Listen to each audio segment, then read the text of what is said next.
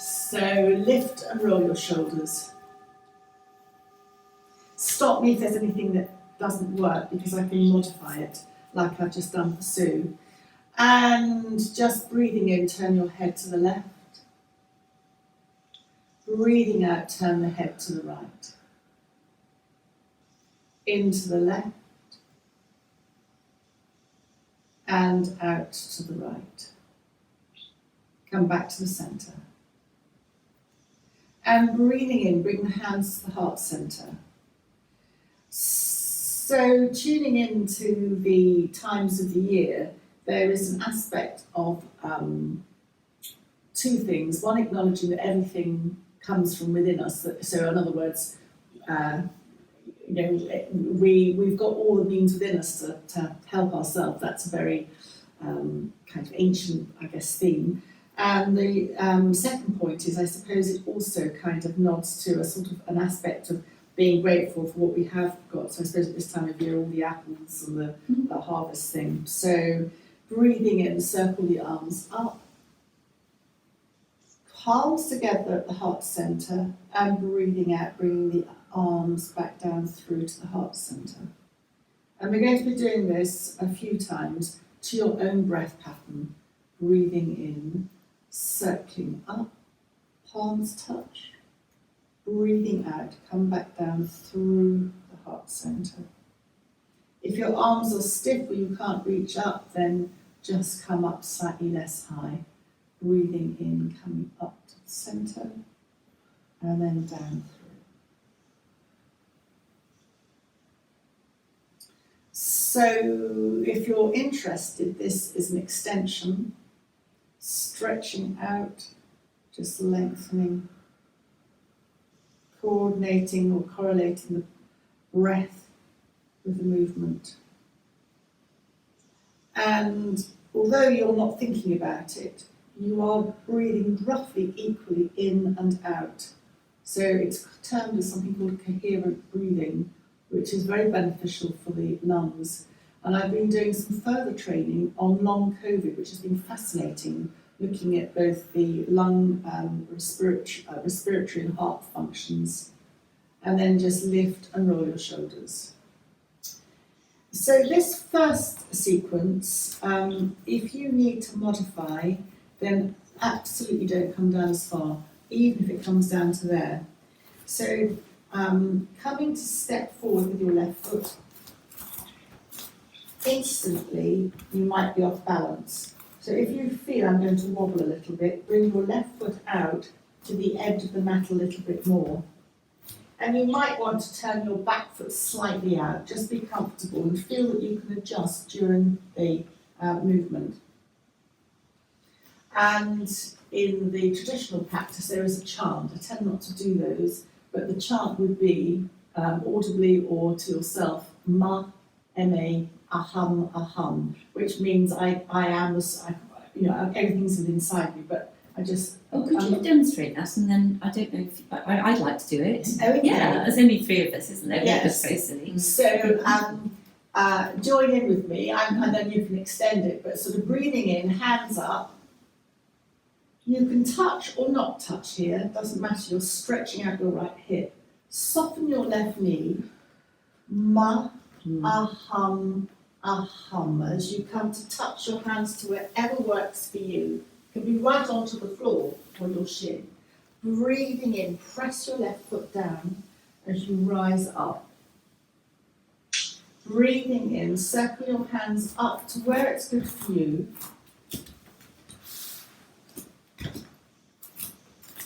And then softening the front left knee, ma, aham, aham. Taking your hands to wherever works for you.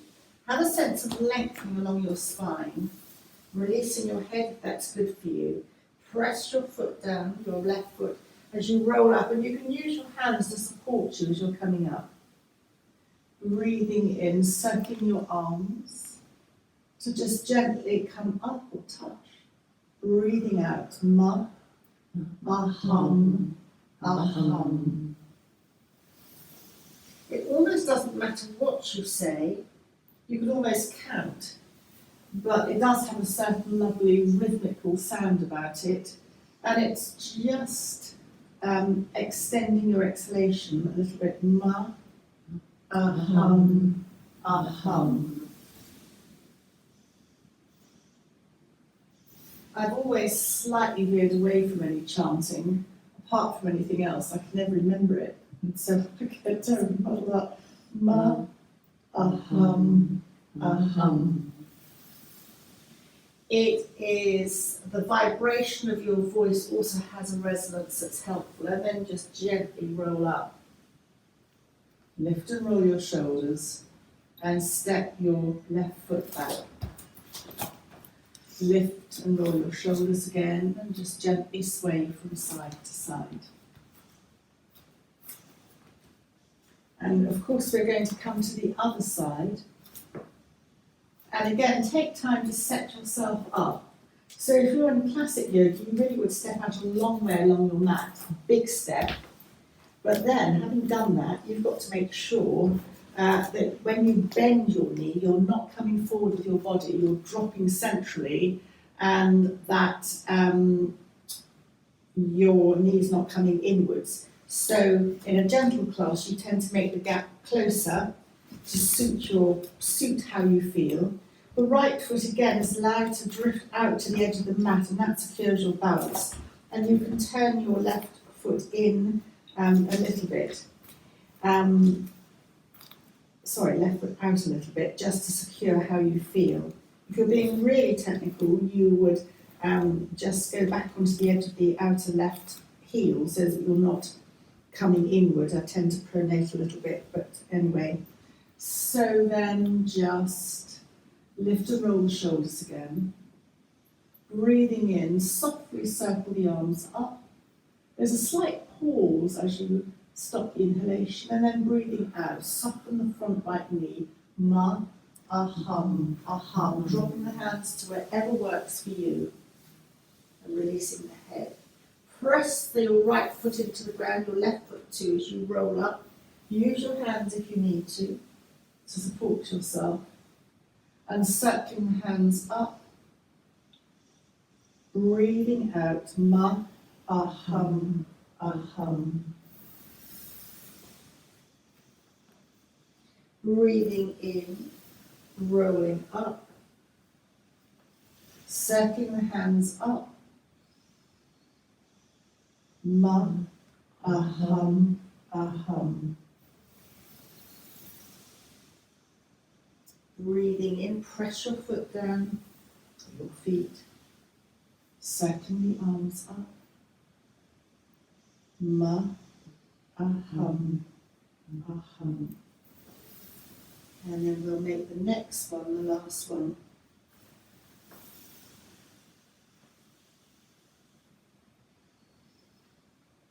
Ma, hum, hum.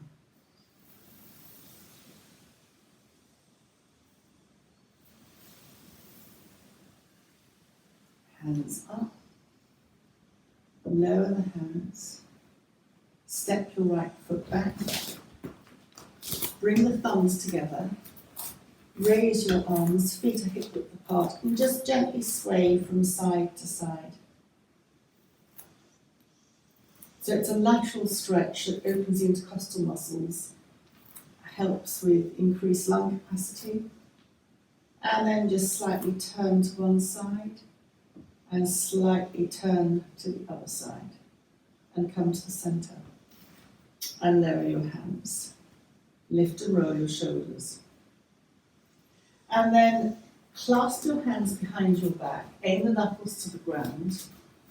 You're opening your shoulders and lift your arms slightly away from you as you turn to the left. Come to the centre and turn to the right. And come to the centre. And release your hands. And then a nod to Karen's tapping on Saturday. I know you weren't there, Sarah. If you go to underneath your collarbone where I'm not being very articulate here. If you want to step in technically, Sarah, and tell me what I'm talking about, it's the collarbone that goes to the end where the shoulder bit goes. It's like a triangle. that point there is called the K27, and it connects into the kidney energy, which is your general vitality.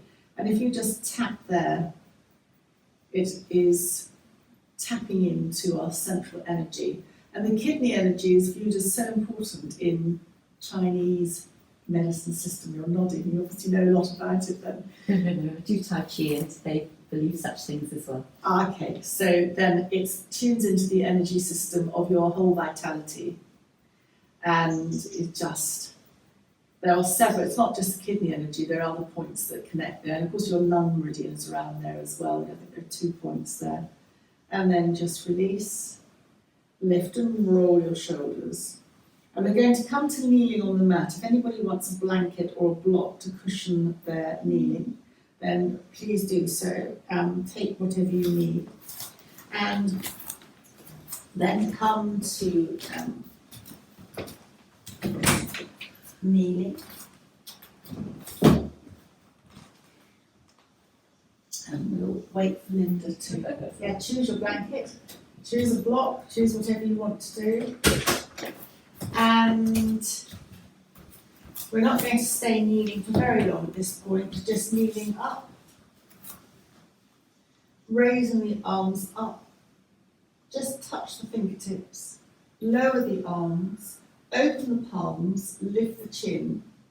And this is just a nod to the harvest moon that has happened, but it's part of a moon pose. And then just very, very gently come to a seated position, either legs out or in a cross-legged position. I don't mind.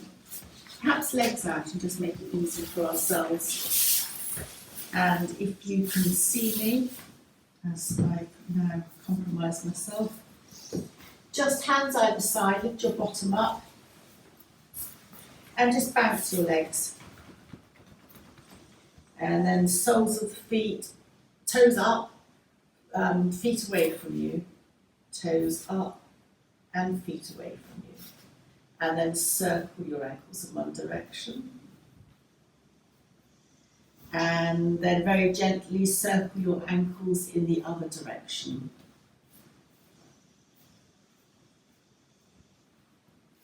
Spread your toes. So I think, am I right in thinking that the lung meridians are under the toes? Yes, along the balls of your feet. So when you stretch your toes out, you're effectively stretching your lung reflex points out. Sue's a reflexologist, she would know. And then just relax. And then just feet in a slight V. If you're able to bend up your right knee, do. If you can't, then don't worry about it. Again, there's always an option. And just point the sole of the right foot to the inside of the left foot.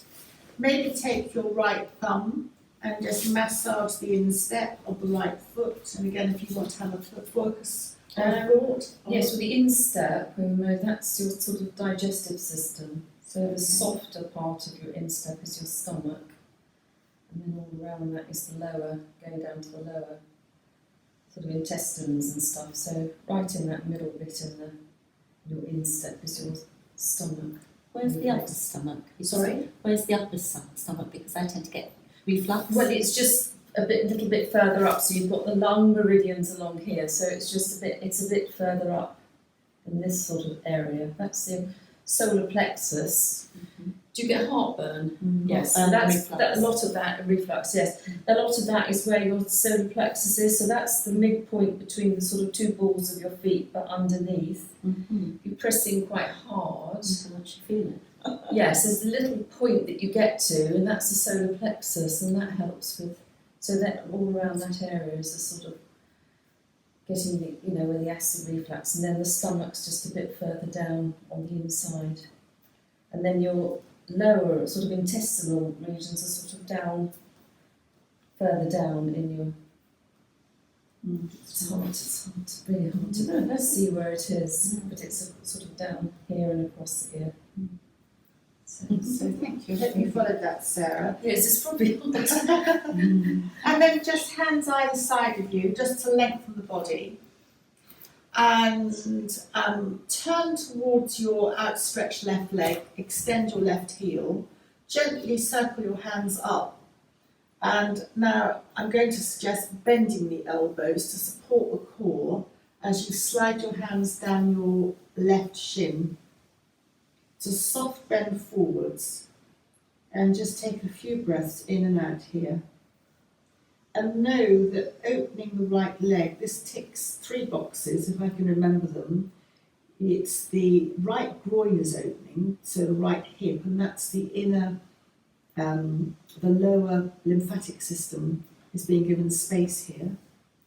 And then a slight rotation as you turn towards the left outstretched leg.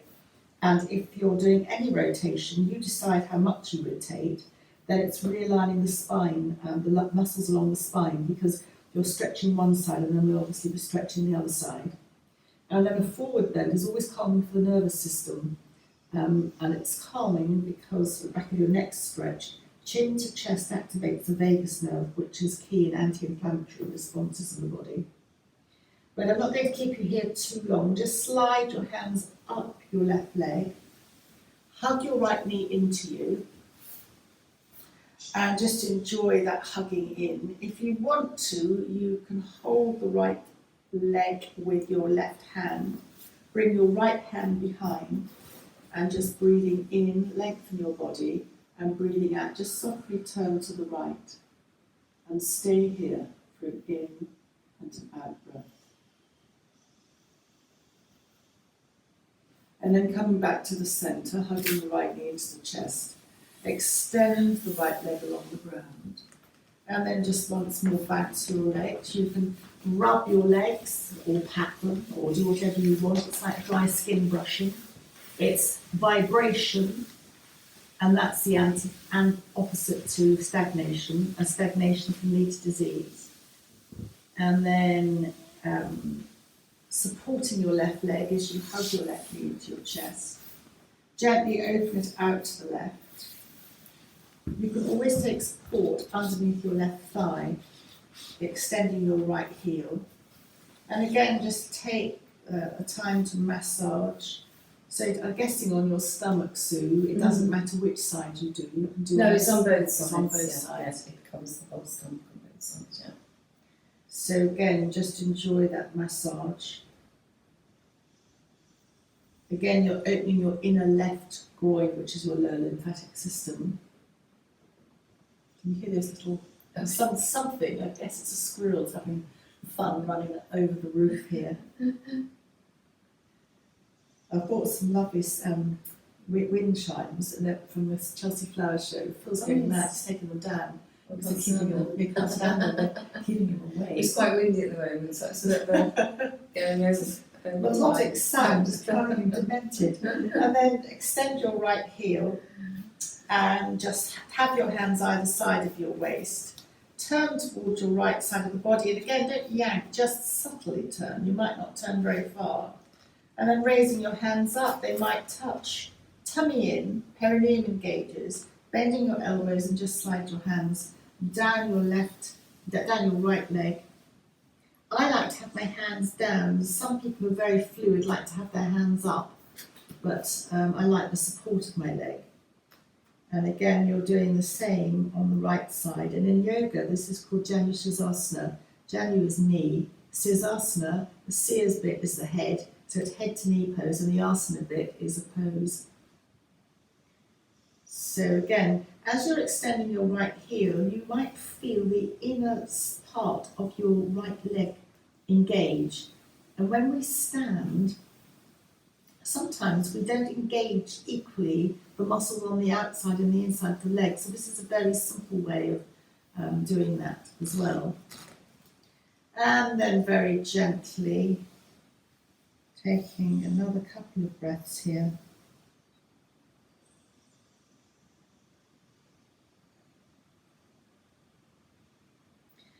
And then just slide your hands up your right leg.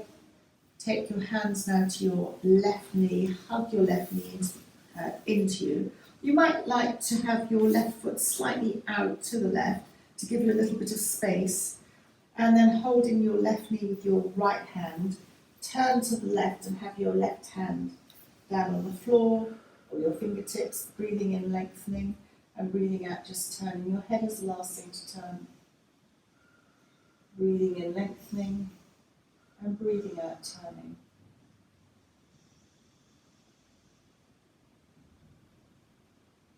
And then just gently extend your left leg. And just circle your hands up, tummy in, bend your elbows and just slide your hands again up, semi-compensation. It's not necessary, but sometimes it's just quite nice to even the back up. Forward bend, the back of the neck is long, chin is into the chest.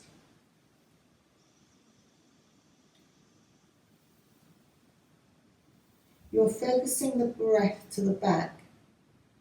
So it was a reminder that 60% of our lung or capacity can come from the back. Or, I'm not saying that correctly or medically, but we can forget about breathing in through our backs, and then just very gently sliding the hands up, bend the knees, and we're now going to come to kneeling. So Sue, I know you don't like downward dog, so just if you don't like downward dog, that's fine. In which case, don't do downward dog, just keep in cat and cow. So we're actually going to have knees hip width apart, kneel up. If that is agony on the knees, flag that up with me. I'm good. You're good. Yeah. Circle the hands up. They can touch or not. Breathing out. Circle the hands down and come to rest your hands on the ground. You're in tabletop. Breathing in, dipping your back, looking either up or along the mat, depending on where your neck is, capacity is.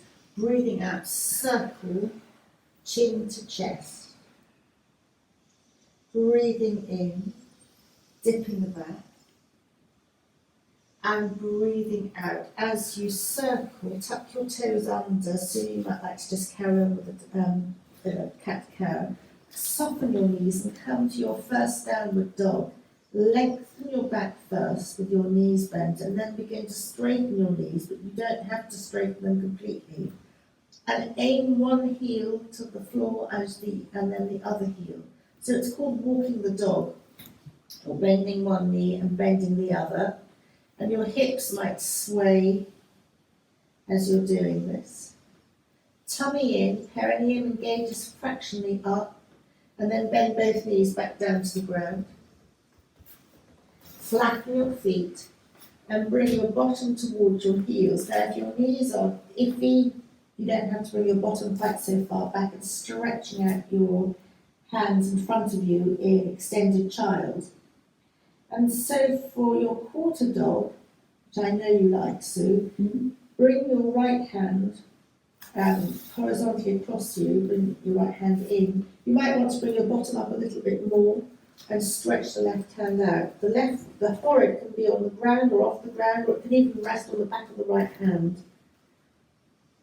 And just take a couple of breaths here. I've got my bottom slightly up in the air to allow my left hand to touch the ground, and I can feel the stretch along my left side. You're now stretching not only your intercostal muscles, but you're stretching under your left arm. So this is your upper lymphatic system. If this is hurting under your left arm, you can always soften it by bending your left elbow and resting your left elbow on the ground.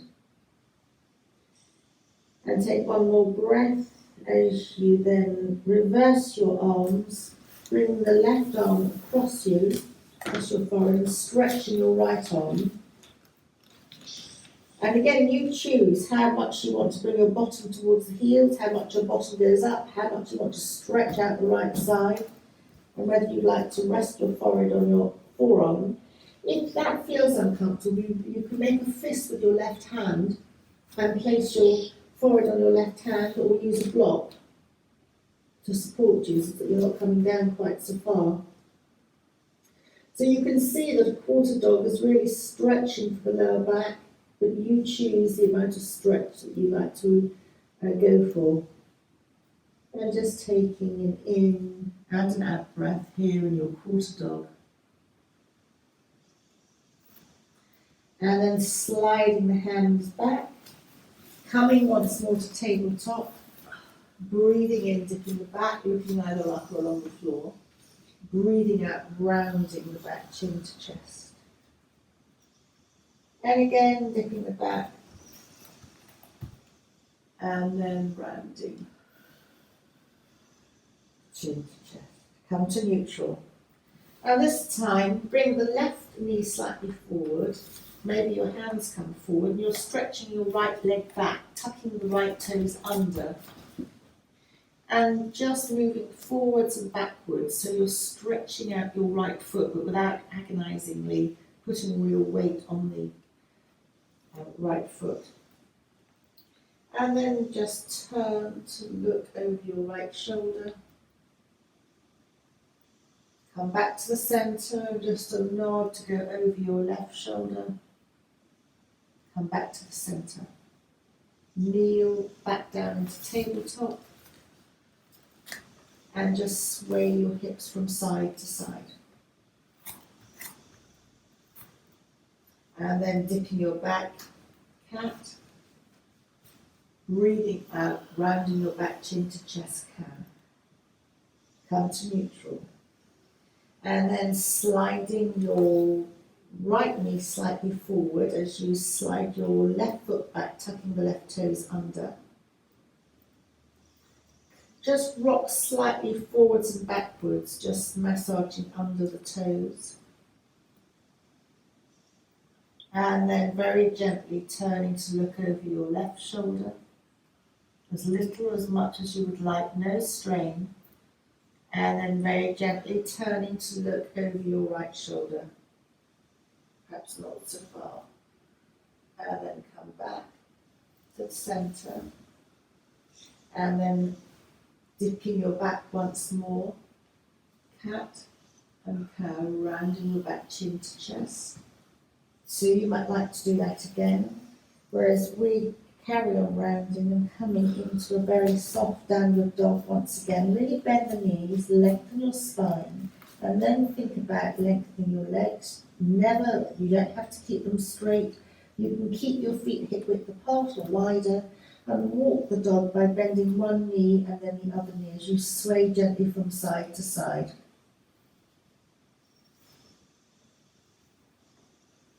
Perhaps extend both heels, but you're only aiming them to the ground. You're not necessarily touching them to the ground. And then bend both knees back, down to the earth. And then just bottom towards the heels and stretching out in child's pose. Extended child. So if you've got back issues, Sue, then if we all walk both hands slightly to the left, so that the right hand comes on top of the left hand, and as you bring your bottom back, you're stretching out your right side. It's a little bit like quarter dog, but slightly different. And then walk the hands to the centre, and then walk to the right, and your left palm comes on top of your left back of the right hand. And you'll feel that stretch along the left side, and that is a muscle called the quadratus lumborum, among many other muscles, and that can very much be implicated in lower back issues. And then come to the centre, just kneel up on tabletop, and then drop your bottom to the right or left, and we're going to come to lying rest. So in traditional yoga, you'll often rest for a few breaths to recover from the movement that you've done for ultimate body recuperation. All traditions are slightly different. So come to Shavasana and rest, but I'm going to, of course, invite you to do a little bit of something while we're here. So just bring the heels slightly together and then open the feet out to the side in a little V, and then just bang is the wrong word, but just connect the big toe joints together for a few, taps, so that there's a little vibration in your body, and then just release and let everything go. Just gently roll your head to the left and let the weight of the head sink into the ground. It's a slightly different sensation. Come back to the centre and let the weight of your head sink as you turn your head slightly to the right. Come back to the centre. And do that a couple of times in your own timing. And then moving into something called somatic movement, which disconnects the thought process as you feel your way, the weight of the head on the ground. And when you feel, and you have a sensation of feeling, you're connecting into somatic movement, and effectively you're bypassing your brain. And so therefore it becomes quite relaxing. You're taking your brain sort of out of the equation. Your thinking part, it's just feeling.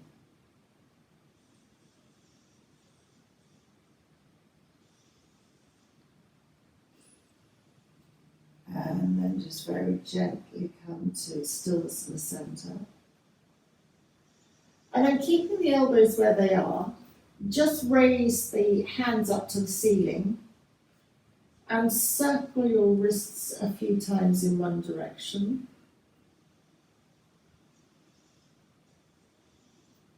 And then circle the wrists a few times in the other direction.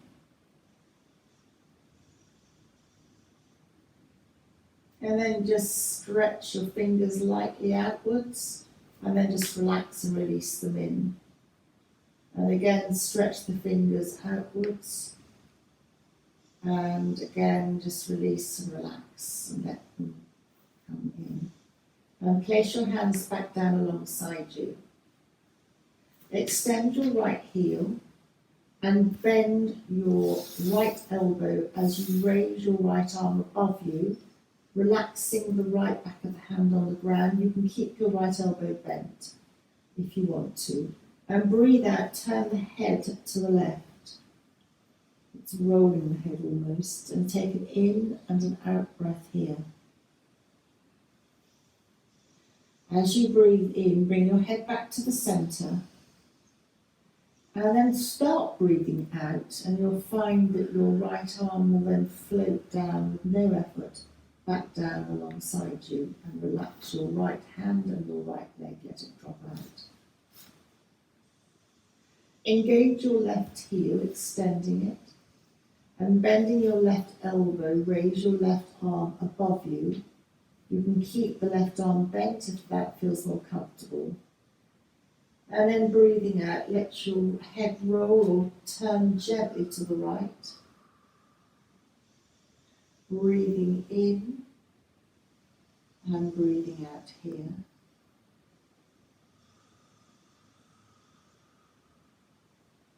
And when you next breathe in, bring your head back to the centre. And breathing out, lower your left arm back down alongside you and release and relax. And taking an in and out breath here. And then bend both knees and both feet are on the floor, about hip width apart, but you can always go wider if that feels nice for you. And hopefully you'll get when I say a pelvic tilt.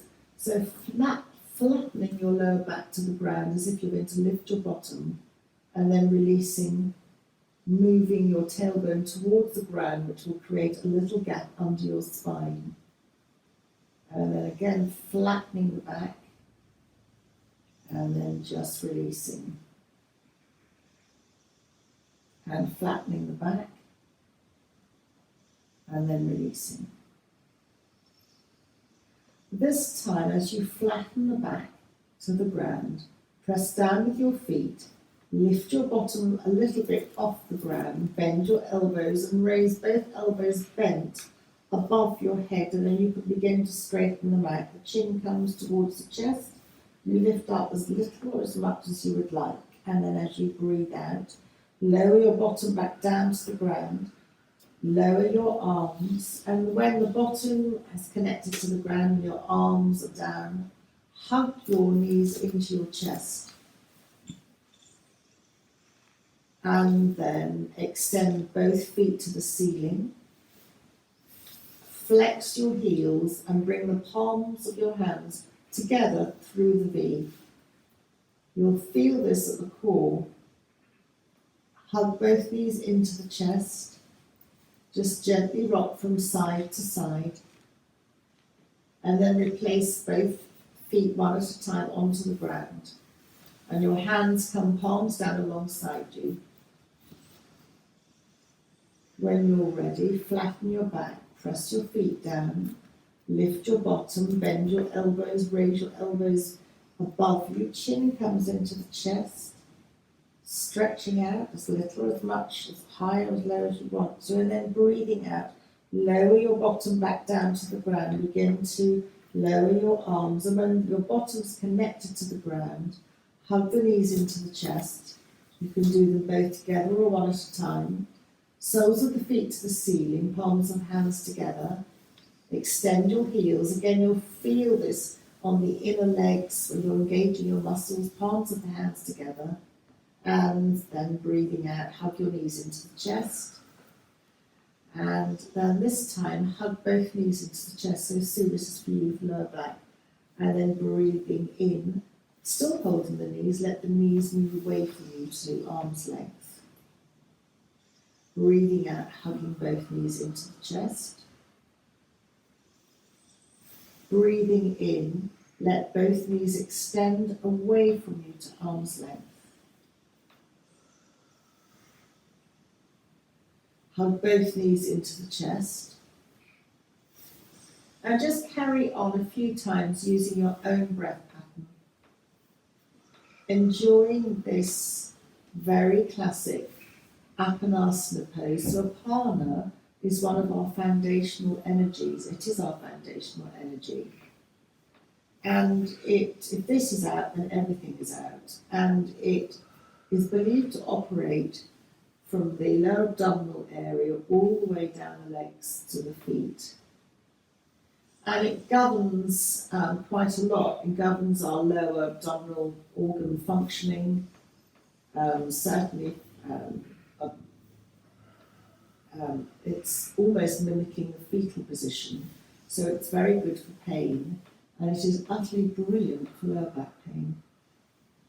You're massaging your lower spine, and the two vertebrae that are key in lower back issues are the L4 and the L5, so the lower lumbar vertebra, just above the sacrum. It's where all the work goes. When you twist and turn and bend, it's your L4, L5 kind of vertebra that can pick up the strain.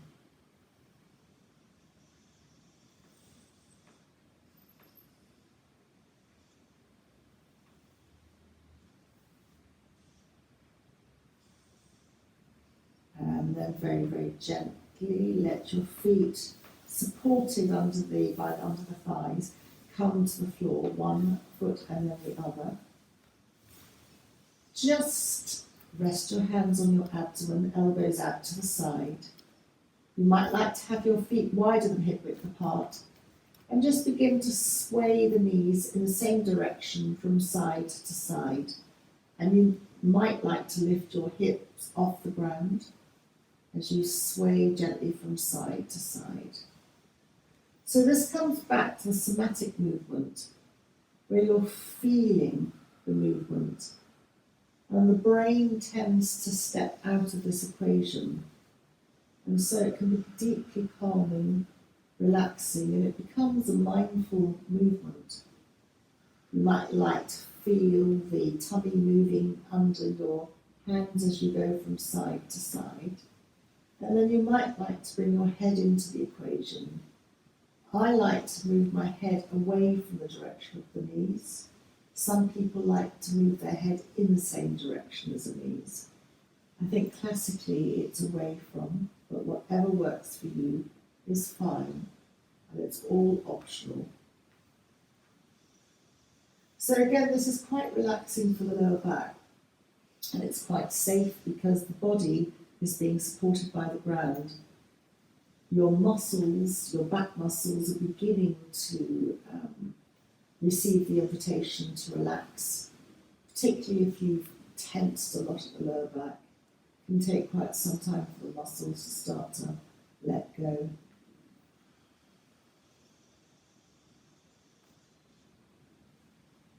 And then very gently come back to the centre. And then rolling onto your tummies. We're only going to do a nod to this, coming into something called Sphinx pose, which is lying on your tummy.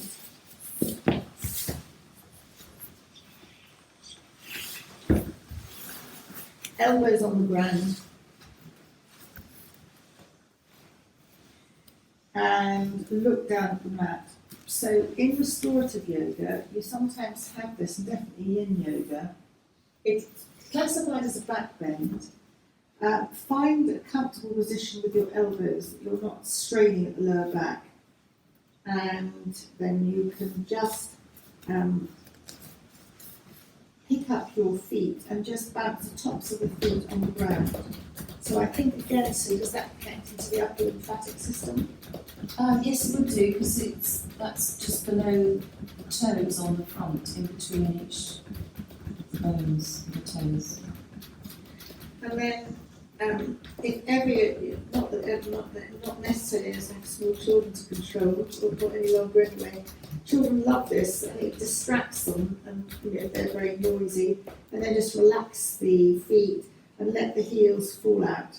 And then just wobble the bottom from side to side. So in one of the back programs, this is called sacroiliac stabilizer, and it's quite good for the lower back. Lying on your tummy is quite good also for your tongue. Just supposed to be for weight loss, but I mean I think that's stretching it a bit. The Nirvana it's always viewed as that. And then just release and relax. Let the heels flop out to the side. So I said that this is a back bend, and a back bend is classified as lifting at the chest. And any lifting at the chest is uplifting for the mood, even though we're looking down. And then just let your elbows come out further to the side. Rest your hands one on top of the other, and your head can either turn to the side or it can rest downwards, whatever's more comfortable, or you can make fists with your hands. Just be comfortable with your head to rest it on your hands. Move your knees slightly out to the side and bend at the knees so that the soles of the feet are to the ceiling. And then just gently sway your feet from side to side.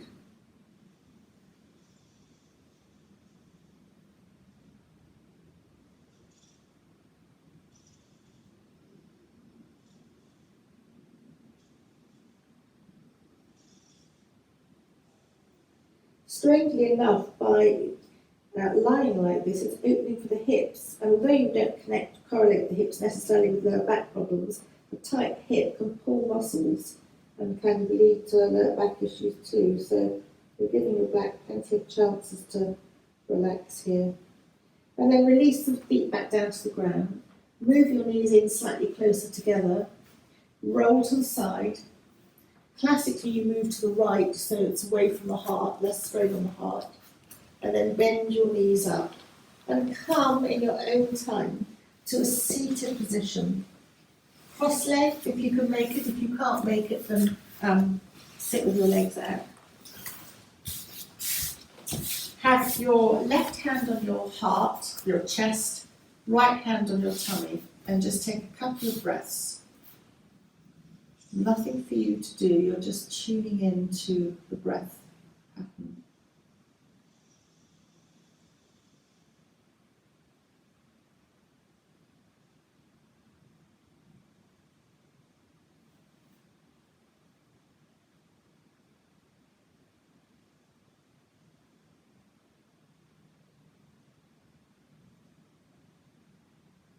And then just bring your hands to your ribs, which means opening out at the elbows, hands to the lower ribs.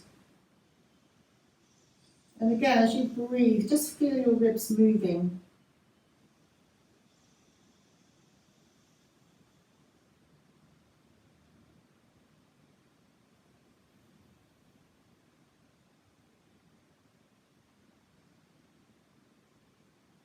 Nothing for you to do, just notice how the ribs, you're almost breathing into your hands.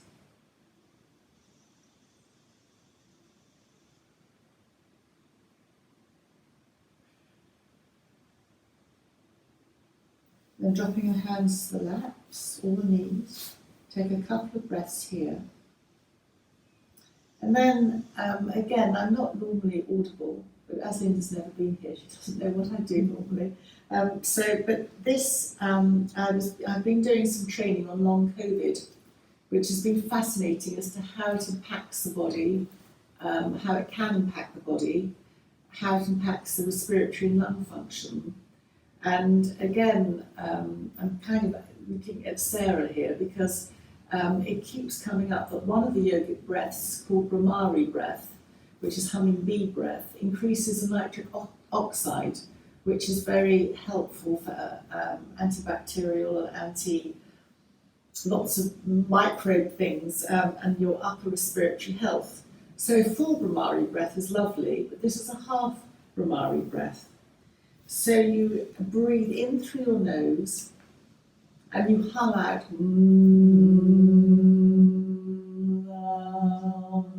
through your mouth, or if you want to do your mouth. And then breathe in through the nose. It's the vibration of the humming. The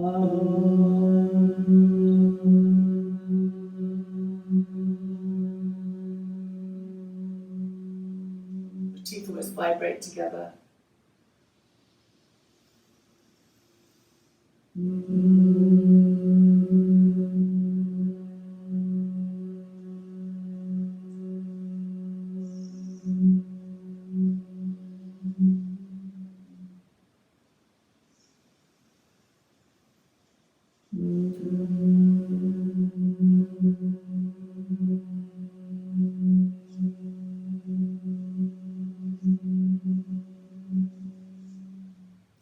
And then if you wanted to know what the full Brahmari breath is, which is even more mad and bonkers, it's breathing in, symbolically bringing your hands up, breaking the magnetic connection between the outside wall, then you're humming, and then you're putting your hands over your ears, it's resonating the sound inside your brain.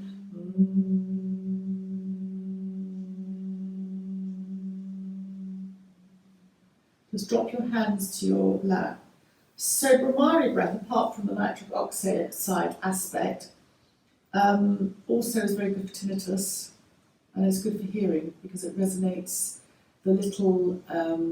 feel free, Sarah, to come in with any thoughts here. Apparently the vibration resonates the little bones that sometimes can get stiff with, as sadly we get older. And the Brahmari hummingbee breath is meant to be brilliant, along with singing bowls. And you know the little tinctures that you go ding? The high sound resonates in the brain. And in the Japanese temples, they use the high notes to get people's attention. And the Japanese singing bowls are set, normally the big lacquer bowls are set to the note of B. And in the singing bowls I had, which I wasn't able to use to the full extent because of the hearing thing online, the top one I note is A, and that's really upper higher in the brain. But I think I might be making this all up, but the B note comes one down, which is around this area, which is all the resonates thing. So again, I don't necessarily do sound, but it is quite interesting because my poor mum's a bit deaf, and she's found that doing the Brahmari breath, and I've given her some tinctures, and her hearing's improved. So it's not perfect, but it has actually improved, which kind of says it's just old age and just slight stiffening. So just bring your hands to your heart, take a bow for yourself, have a thought, have a lovely day, a thought wishing someone well or yourself, your thought for the day a couple of times to set the intention. And I'm going to gong the gong and take a card